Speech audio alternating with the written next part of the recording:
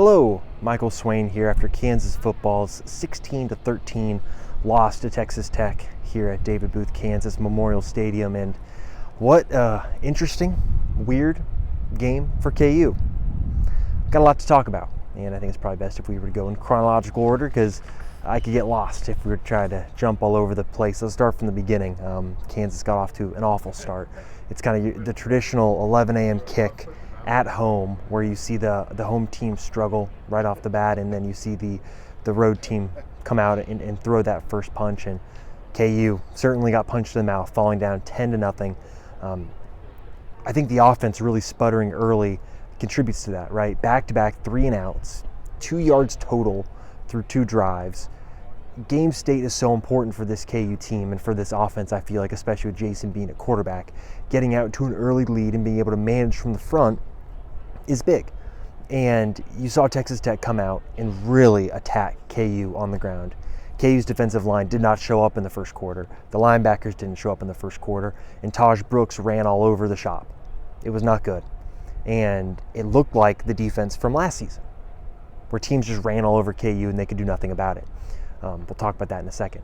But the offense wasn't great either, and contributes to that, where if you're going to go 3-and-out back-to-back times, right, inside your own 25, and your punter's not going to kick it very far, like Damon Greaves did, not a great game for him, the defense is going to have to deal with having a short field. And I thought they did well in the second drive to get off the field, right? A penalty definitely helps KU there, but it was a sluggish start. And it's the type of start we've seen from Kansas in road games, but not at home. And then Jason Bean gets hurt. First, it looks like a leg injury, and then he goes out. The first quarter ends, Cole Ballard comes in, then Bean goes back in. It's a 4th down, and he gets hurt again. And Lance Leipold said post-game it's a head injury. So I'm not going to speculate if that's concussion, neck, whatever. Like, he gets a head injury, and he's out for the rest of the game. And then it's the Cole Ballard show. And look, Cole Ballard showed a lot today. He was in high school this time last year, right? And he's a walk-on who got here in June and battled and played his way into this third-string role where he beat out a scholarship player who's been on campus for a few years, right? He deserved this chance. And I think the second half, you saw the things that allowed him to come into Kansas and have success, right? And that's not success in games, but having success in practice leads you to be the third-string quarterback, right? And a guy that is now played in 3 games because of that. So, for KU, right, it took some time to get Cole Ballard into the game. That was pretty clear, right? It took a while for him to earn the trust, too. You saw that in the play calling, right? Early on, it was run. And then he started to show you some things with the way he was throwing the ball and competing, that then they opened up the playbook a little bit more. And in the second half, you saw it, right? It took Devin Neal taking that long run, right, I believe 60 yards for a touchdown, and then things really opened up because Texas Tech all of a sudden had to go and try and stop the pass too, because then all of a sudden Cole Ballard's throwing the ball over the middle. He was not helped out by his teammates. Jared Casey should hold on to the ball on that interception. Yes, great play from Texas Tech, great play from that player, but Jared Casey will know he should catch that ball. Tanaka Scott has 2 big drops that were then made up for later. But again, Cole Ballard was not helped out by his teammates. He completes, I believe, 9 of 20 passes. We could be talking about here where that's closer to 12 of 20. Still not great, but again, considering the circumstances, this is a player that's playing his first snap. He threw his first pass in college today, and he shows you that. I don't know what Cole Ballard will be in the long run, but I'll tell you what, he showed today that he can compete. He looks like, to me, I was around Brock Purdy at Iowa State covering him. He looks like Brock Purdy with the way he moves and the way he extends plays.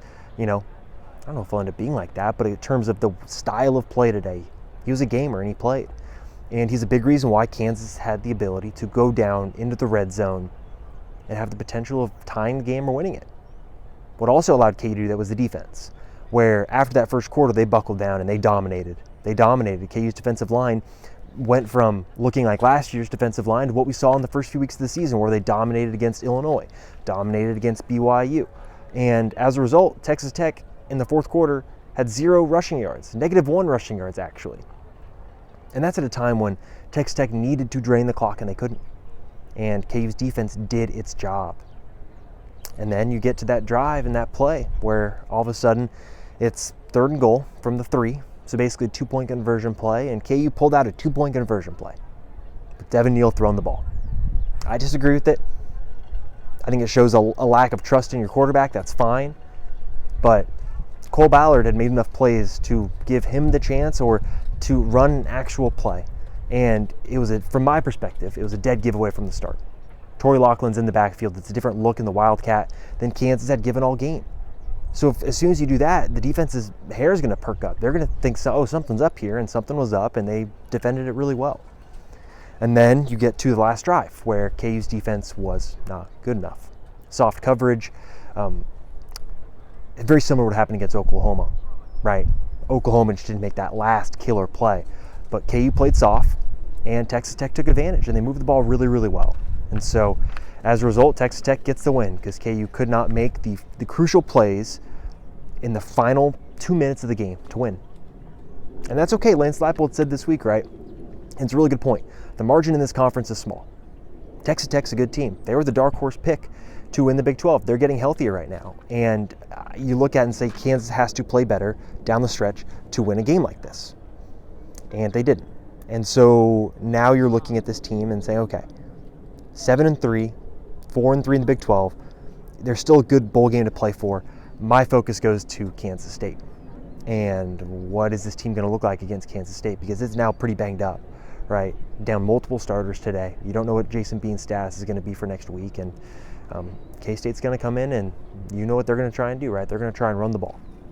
And it's going to be a tough matchup. And so there's still a lot of things Kansas can accomplish this year, right? The more wins you get, the better bowl game you get, the better brand awareness you're going to get from that bowl game. A lot to play for still, right? But this is not necessarily the right type of momentum I think KU will want heading into the K-State game. That's fine. They'll practice on Sunday. They're going to change up their plan, take Monday off, and then really attack Tuesday, Wednesday as the big practice days. So we'll see next week, but obviously a lot to get to. I really encourage you to go watch the Cole Ballard interview that we got on the YouTube channel. Kid's really impressive, really impressive.